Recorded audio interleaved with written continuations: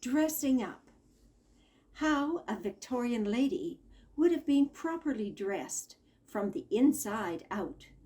A presentation by the Victorian Vogue Historical Fashion Shows. Queen Victoria was born in 1819. The Victorian era began when she became queen in 1837 and ended with her death in 1901. It was the time of rapid industrialization, inventions, and improved communication through railways, telegraphs, and telephones. But social changes were slower. Some of the most important Victorian novels were written by such authors as Mary Ann Evans under the pen name George Eliot, Elizabeth Gaskell, and Charles Dickens. Their stories provide insight into English society, which was organized around class and gender. In the Victorian era, women's lives were controlled by combinations of written laws and strict social conventions. One can only make an analogy between the constraints that a Victorian woman faced in society and the physical constraints that she experienced from her clothing, especially tightly laced corsets and cage crinolines. This is the focus of this presentation. The 1800s began with the Regency style of dress, the narrow, high-waisted fashions typically associated with Jane Austen. Throughout the rest of the century, fashion silhouettes evolved. Skirts became wider, then narrow again, moving the fullness of the hoop petticoats to the bustle at the back. Sleeve styles, colors, and fabrics changed, but the focus was always on the small, tight waistlines. What was worn under the dress was as important as the dress itself. Each fashion style required specific layers of undergarments to create the appropriate silhouettes. We will show how a young lady would have been properly dressed from the inside out in 1837, the year Victoria became queen. This floral day dress is based on a dress in the Brooklyn Museum collection. Our outfit includes 10 layers of undergarments, not counting stockings, shoes, and a day cap. Maddie will be helped by her lady's maid, Judy. Maddie is wearing just her white cotton chemise and crocheted nightcap. Throughout the 1800s, the chemise was a simple tube-like garment with short capped sleeves. It could be worn under all styles of dresses, even ball gowns, because it left the woman with bare arms and a wide neckline. The chemise was nearly always made of cotton material. Worn against the skin, it could absorb body oils. It could be easily washed, which kept the other layers of clothing cleaner. Cotton chemises were worn by both men and women from the Middle Ages into the Victorian era. For men, the chemise was their shirt and also their nightshirt. Women wore their chemise to bed unless they were wealthy enough to afford separate night clothes. Next, Maddie will put on her stockings and shoes. Victorian stockings were over the knee length, attached by bow garters. Stockings and socks were among the first garments to be mechanized and commercially produced. In the late 1500s, a machine called the stocking frame was invented that could knit stockings at speeds faster than hand knitting. By the mid-1600s, stockings were commercially made in silk and cotton, in multiple colors and designs. Shoes in the early 1800s were flats with little or no heel. Black was a popular color for young women's stockings, but Maddie's are just simple white cotton.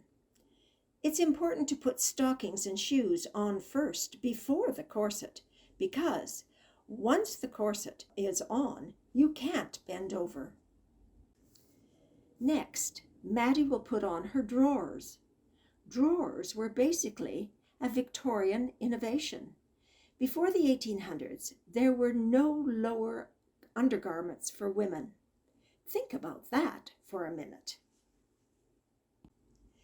Did you ever wonder why we say pair of pants? In the early 1800s, drawers were two separate legs or pantalettes. There was no inside seam, crotch seam that is. The legs were only attached together at the waist. Judy's family has a pair of Victorian drawers from about mid-1800s. As you can see, they are semi-closed, which means the crotch seam is closed at the front, while the back is left open for obvious reasons. Judy will need to help Maddie into the next layer, the corset. Maddie's dress is in the style of 1837, which requires a tight bodice and waistline. Her corset will help create the proper silhouette for this fashion. In the Victorian era, every woman wore a corset every day. Corsets constricted a woman's movement and limited her lung capacity, but they were considered essential. Maddie's corset is in the style of the 1860s. The metal busk at the front closes with metal hoops and buttons, a style which can be found on corsets today. This corset is tightened by the lacing at the back. When a corset is put on, the body adjusts, and about 20 minutes later, it can be tightened again. For at least 3 centuries, from the 1600s to the early 1900s, women wore some type of stays or corsets. Generally, up until the early 1800s, they were called stays, closed with lacing at the back. When they close at the front with a busk, they're called corsets, but the terms are sometimes used interchangeably. Early stays were stiffened with wooden slats, while later corsets used whalebone until they were replaced by flexible metal bars. Over time, stays and corsets evolved to produce the effects required by fashion, to flatten the front or produce an hourglass-shaped waist, or to create cleavage. The Victorians were great inventors. There were hundreds of different corset designs. Between 1840 and 1900, there were almost 1,900 patents filed with the United States Patent Office that were related to the design or manufacturing of corsets. There were even corsets for men and children. Madame Dowding, a leading corset maker, claimed tight lacing in badly made corsets was the root of all evil, while a well-cut stay can do no harm but give ease, elegance, and great comfort to the wearer. Corsets were advocated for children to encourage good posture. Many corset manufacturers stressed how their corsets were healthy. Corsets were even recommended for pregnancy. Maddie, how does it feel to wear the corset? I feel like my posture is a lot better and it's hard to slouch, but my ribs are constricted and it's hard to take a full breath. Can you imagine doing athletics or anything while wearing a corset? No. I think athletics that don't involve a lot of cardiovascular exercise might be okay, but for the most part, no. And it's hard to bend over, so that could cause problems too. Next comes the corset cover. This will help to smooth the lines of the corset under the bodice. A corset cover is usually sewn in a soft cotton, decorated with crochet, lace, or embroidery. Maddie has made her own corset cover from a vintage pattern. Ladies' magazines featured patterns for corset covers and other undergarments. The simple designs made it common for women to sew all their own undergarments except the corset. All sewing was done by hand until the invention of the sewing machine in 1856.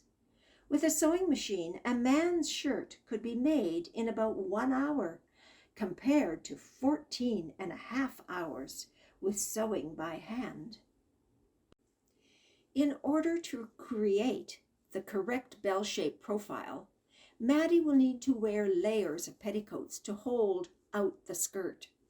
From the 1830s to 1870, the fashionable silhouette was a small waist created by tightly laced corsets and layers of petticoats to make the skirt as wide as possible. Some ladies wore as many as 10 petticoats. Today, Maddie will wear 6. Most petticoats were made out of white cotton, which was easily washed. Maddie's first petticoat is a beautifully embroidered vintage petticoat. Usually the first petticoat was the plainest and the most practical, since it would need to be washed most often. It was also the narrowest. Each additional petticoat was progressively wider to create the bell shape of the skirt. The second petticoat layer was a special design to help support the skirt profile. It is a corded petticoat. Parallel rows of cord have been sewn around the petticoat to provide stiffness. Wearing a corded petticoat could perhaps take the place of wearing 3 or 4 additional petticoats. Here is the third petticoat.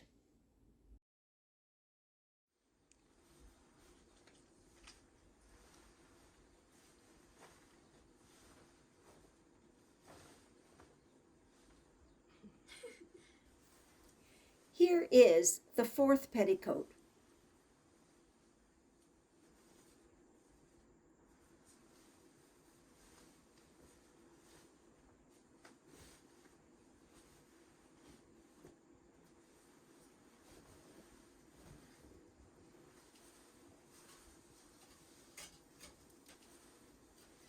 And the fifth.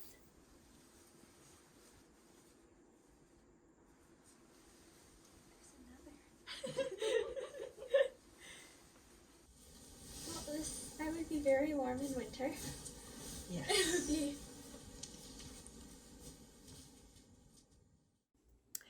And the sixth petticoat.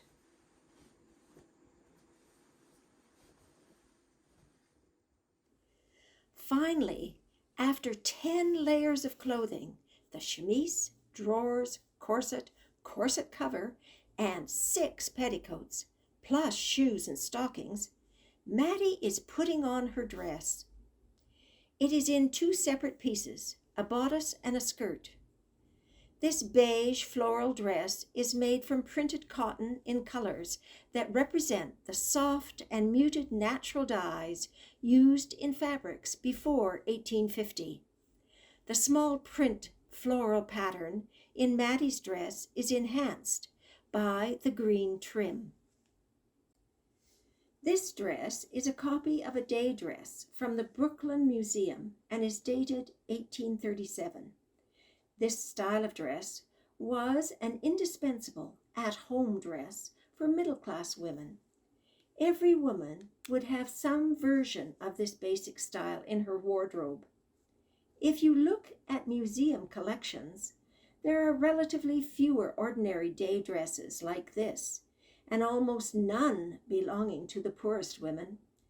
Wealthy women had large wardrobes of expensive clothes that were carefully stored and saved. This is not the case for clothes worn by the poorer classes. Their clothing was typically handed down, mended, cut up, and made into other garments until they were literally worn out. The bodice closes at the back with hooks and eyes. By now, it must be obvious to you that you would need a mother or sister or lady's maid to help you get dressed. The sleeves of the dress may look slightly peculiar to us. Unlike modern sleeves, which are attached at the top of the shoulder, the wide sleeves of this dress are attached off the shoulder. The intention was to make the shoulders appear broader and therefore create the illusion of a smaller waist. Now for the finishing touches. Covering her shoulders, Maddie wears a pelerine. A pelerine was a cape-like shawl that covered the wide neckline of the dress and provided some warmth. Also, by making the shoulders look even wider, it was another feature that contributed to the illusion of a small waist. Next is a bonnet in the style of a mop or mob cap. This was a loosely fitting white cap that covered the entire head and tied under the chin. Generally, when a hat was tied under the chin, it was called a bonnet. If it didn't, it was called a hat. Maddie has finished her outfit with black fingerless gloves called mitts and a small purse called a reticule. Many women crocheted mitts and reticules from patterns in Godey's and other ladies' magazines. Now that Maddie is fully dressed, ask yourself, how will this small woman ever move in this outfit, wearing a tight corset and weighted down by all those petticoats?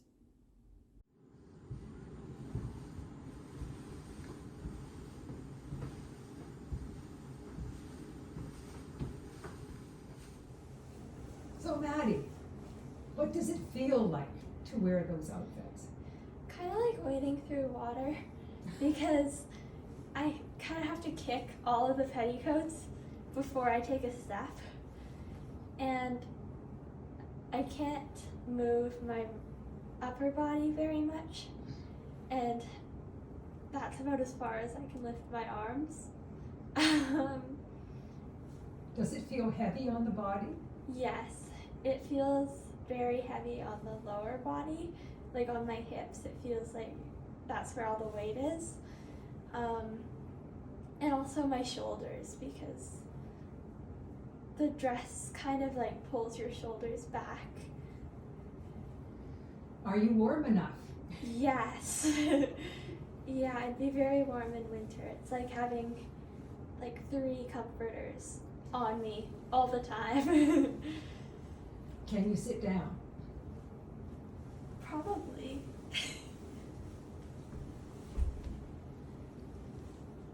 But you kind of have to perch on the edge of your chair rather than like, I guess I could sit all the way back, but it's harder because of the corset.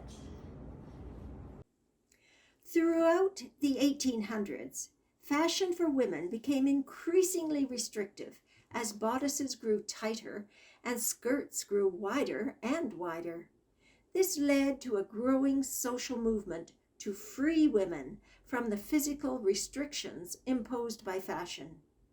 To begin with, Amelia Bloomer in 1850 advocated that women should wear loose trousers under shortened dresses, a shocking idea at the time. The ensemble quickly became known as the Bloomer costume, the iconic trousers as bloomers, and the women who wore them were also called bloomers. Sadly, after its first appearance, the bloomer costume quickly disappeared. Peterson's magazine featured a bloomer outfit in their January 1852 publication, but by April of that year, the magazine declared that this fashion was proved a complete failure, never to appear in the magazine again. Bloomer women were accused of advocating for the total disruption of gender roles in a rigid patriarchal society. But actually, their only goal was to reform female dress for comfort, health, and physical well-being, not to blur the distinctions between the sexes. It took another 30 years for concept of dress reform to reappear in the 1880s, this time in the form of the rational dress movement. In 1856, the cage crinoline was patented. It became an instant success. The cage crinoline, or hoop petticoat, was made of pliable steel hoops sewn onto vertical strips of tape or inserted into horizontal channels in a petticoat. There were many benefits. First, the cage crinoline was light and flexible and could replace many layers of heavy petticoats. Second, it allowed the fashions of the 1860s to have wider and wider skirts. And third, and maybe the most important, it gave women freedom of movement. Their legs were no longer tangled up in their petticoats. Mattie's dress is from 1837. The cage crinoline wasn't invented until 20 years later, but let's see the difference it makes if we put a cage crinoline on instead of all those petticoats. With the cage crinoline, only 3 petticoat layers were needed under the skirt. Mattie has already put on the first one, a narrow petticoat of plain cotton. It was sometimes called a modesty petticoat for logical reasons, to preserve a woman's modesty in case the cage skirt was caught in the wind. The cage crinoline is the second petticoat layer.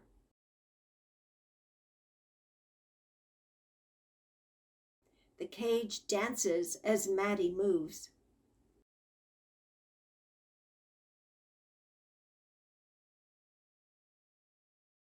The third layer is a wide petticoat worn on top of the cage to make a smoother form under the skirt.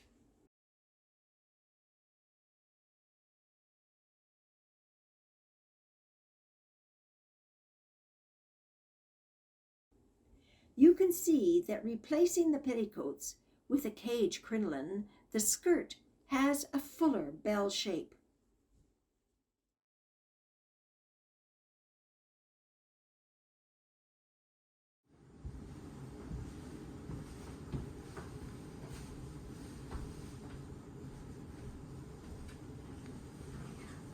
So Maddie, how does it feel wearing the crinoline compared to the petticoats? It's a lot easier to move and come down the stairs. It's still really long and I still step on the end of the skirt, but because it's a cage, it keeps all of the layers away from my body so I can move my legs up and down and walk normally. It's quite wide, so it's hard getting through door frames, things like that. But Do you think you'll be able to sit down? I think it'll be harder because the crinoline might come up, but let's see. Yeah, I can barely get anywhere near the chair.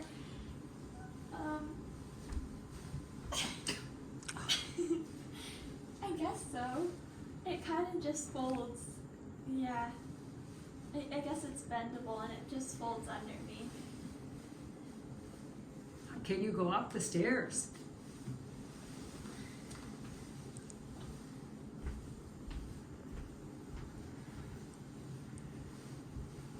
It's much easier than with all the petticoats because I'm not kicking them away every time I take a step.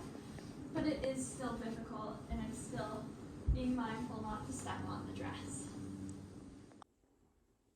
For all its advantages, the cage crinoline fashion was not without its problems. Critics claimed that only 3 women wearing crinolines could possibly fit in an average size room at one time. Wide doorways and chairs without arms were essential. Many public events advertised no hoops, and cages were ridiculed in the press. Even Elizabeth Gaskell made fun of the cage crinoline in her novel Cranford, published in serial form in 1853. A friend writes to Miss Maddie from Paris to say she is sending them a cage as a present. When it arrives, they assume it is a bird cage, even though the cage is missing a floor. They are horrified when a maid tells them that it is a petticoat and shows them an illustration in a Paris magazine. There was also a tragic side to cages and hoop skirts. There are reports of thousands of hoop skirts catching fire if they got too close to candles or open fireplaces.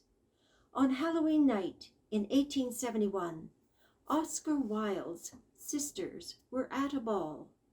Mary's dress got too close to a candle and caught fire. Her sister Emily ran to help her, only to have her dress catch fire as well. Both died agonizing deaths in early November. By the mid-1860s, hoop skirts reached their maximum size, often measuring 12 to 15 feet in circumference. And then they slowly disappeared as the front of the skirts were flattened and the fullness moved to the back. But that did not end the constraints imposed by fashion. Tight bodices and corsets continued to the end of the century, and fashion found new ways to encase women in pounds of fabrics and miles of trims. In the 1870s, the bustle began as a softly draped manipulation of fabric, tied in place by strings that were sewn into the inside of the skirt.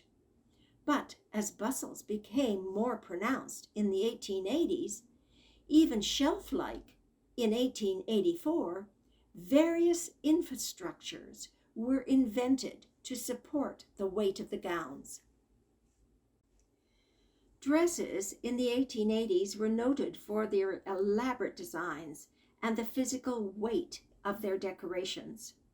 They featured an extensive use of trims, ribbons, ruffles, fringe, flounces, bows, and lace. This over-decoration was not only seen in the evening, but throughout the day. The Brussels crinoline was a must-have item, the essential undergarment to support these layers of fabric and trim. Next, Maddie will model a copy of this Kyoto Museum dress that we made in green brocade, satin, and fringe. Of course, the dress will need a crinolette or bustle crinoline. Flexible metal bands are sewn into channels. Straps across the inside bend them into a U shape to support the weight of the bustle.